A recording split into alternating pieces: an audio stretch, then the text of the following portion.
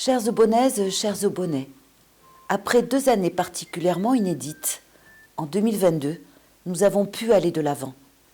Nous avons renoué avec les déplacements à l'extérieur, instauré des rendez-vous près de chez vous pour nous rencontrer plus directement.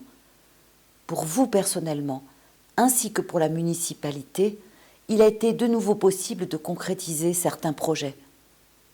Désormais, de nouveaux défis s'imposent à nous, comme la crise énergétique et l'inflation, qui pèsent financièrement sur les habitants et les collectivités. Pour préserver nos ressources, dans le prolongement de ce que nous avons initié ces 2 dernières années, Aubonne met en œuvre un plan de sobriété sur le long terme. Les efforts que nous réalisons et que nous vous demandons sont essentiels.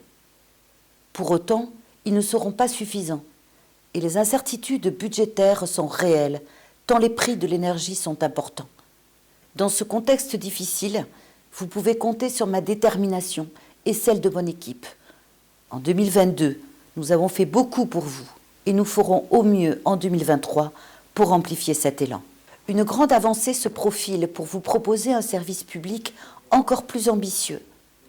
Dans quelques semaines, en vous connectant sur aubonne.fr, vous accéderez à un site internet moderne qui facilitera vos démarches en ligne. Il vous permettra de faire des propositions et de donner votre avis sur des réalisations. Dans ce qui compte pour vous, il y a le cadre dans lequel vous vivez, qu'il soit agréable, accueillant et que vous preniez plaisir à y habiter.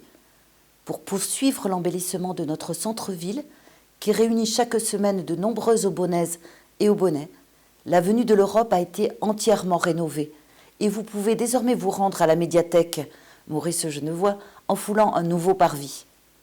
Dans toute la ville, de nombreuses rues ont été réparées.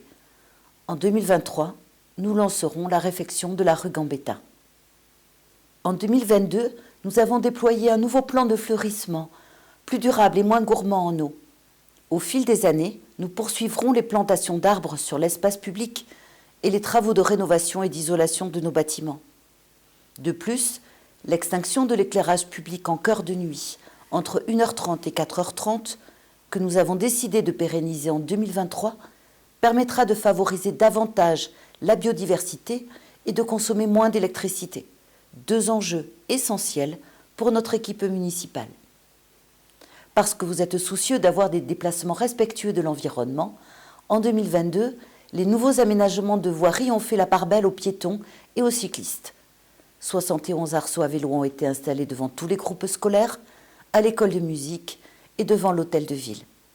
Un nouvel événement tous en selle a sensibilisé chacun à cette pratique. Cette année, nous allons démarrer un nouveau plan vélo pour favoriser ce moyen de déplacement par des aménagements cyclistes plus coordonnés. Ensemble, nous mettrons également en place des actions durables et pérennes dans les écoles en matière de transition écologique, en travaillant sur le gaspillage alimentaire ou encore le tri des déchets. Les investissements sont conséquents dans les écoles. En 2022, près de 600 000 € de travaux ont été réalisés afin de terminer la mise en accessibilité et pour améliorer le confort des élèves. S'ajoute à cela l'installation de nouveaux équipements informatiques. En 2023, la ville va lancer le chantier de construction de la nouvelle école dans le sud de la ville. À partir du 3 janvier, vous pourrez participer à la concertation pour choisir si elle portera le nom de Jacqueline Auriol, Isabelle Autissier, Joséphine Baker, Gisèle Halimi ou Anne Sylvestre. Une école qui sera exemplaire au niveau environnemental, notamment construite avec des matériaux biosourcés et chauffée au bois, dans laquelle les écoliers pourront se retrouver dans des cours végétalisés ou encore découvrir tout le potentiel d'un potager éducatif. Parce que l'ouverture d'une nouvelle école implique nécessairement de revoir la répartition des élèves, nous allons refondre la carte scolaire à l'horizon 2024 en associant les enseignants et les représentants des parents d'élèves. Pour que notre ville soit encore plus sûre, nous sommes à vos côtés, au plus près des problématiques que vous pouvez rencontrer et nous agissons quotidiennement pour résoudre les situations. Pour être encore plus efficace, la police municipale mène régulièrement des actions coordonnées avec l'ensemble des forces de l'ordre qui interviennent sur notre territoire. Aubonne est une ville pour tous et notre attention est portée sur toutes les générations. Nous soutenons les familles en allant vers elles pour leur proposer des actions de soutien à la parentalité. En plus de l'Orange Bleu qui s'adresse à tous les âges, l'événement Aubonne en fête que nous avons redynamisé a remis le spectacle au cœur de la ville. Nous sommes aux côtés des seniors et en 2022, j'ai signé au nom d'Aubonne la charte pour le bien vieillir dans le Val d'Oise, afin que nous puissions nous enrichir des expériences d'autres communes. De plus, nous sommes en train d'élaborer un projet pour rénover la résidence autonomie d'Angien, afin que dans les années à venir, elle puisse accueillir ceux qui le souhaitent dans les meilleures conditions. Au-delà de ses habitants, ce qui caractérise une ville, c'est son dynamisme. Et notre commune a un tissu associatif particulièrement riche. Aussi, pour faire connaître encore davantage les associations, nous avons créé la Semaine de la vie associative, afin que vous puissiez découvrir de nouvelles activités dès le mois de juin et préparer vos futures inscriptions.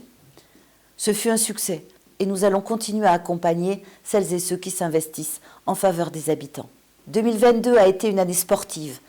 Nous avons créé avec les associations sportives l'événement Aubonne C'est Sport et relancé les foulées aubonnaises. À 2 ans des Jeux Olympiques, grâce à nos différentes actions, nous avons été récompensés en obtenant le 2e laurier du label national Ville active et sportive. En ce qui concerne les équipements, vous l'attendiez depuis longtemps, le nouveau complexe sportif Georges Hébert vous ouvrira ses portes. Cet établissement d'envergure régionale va permettre à de nombreux Aubonnais de pratiquer leur sport dans un lieu de grande qualité. Pour diversifier les lieux de loisirs, au cours des assises de la jeunesse, les jeunes ont manifesté leur envie d'avoir un skatepark digne de ce nom dans la plaine du Luat. En 2023, nous irons encore plus loin en installant une aire de glisse afin que les amateurs puissent s'adonner à plusieurs disciplines. Enfin, parce que la santé est l'une de vos préoccupations majeures, la ville s'engage avec la communauté professionnelle territoriale de santé afin de renforcer les actions de prévention, par exemple dans nos écoles, et mieux coordonner les structures de prise en charge. Nous travaillons aussi en lien avec l'Agence régionale de santé sur l'ouverture en 2023 d'une seconde maison de santé et d'une maison médicale de garde. Cela vous permettra de pouvoir consulter en fin de semaine en cas de problème mineur de santé et de trouver un médecin traitant grâce à l'installation de nouveaux médecins généralistes et professionnels de santé. Habitants, associations, agents municipaux, élus, professionnels et partenaires, nous pouvons être fiers de ce que nous avons accompli. Aubonne est maintenant une commune attractive, une ville engagée, attentive et chaleureuse. Ensemble, en 2023, nous irons encore plus loin. Au nom de la ville, je vous souhaite une très belle année.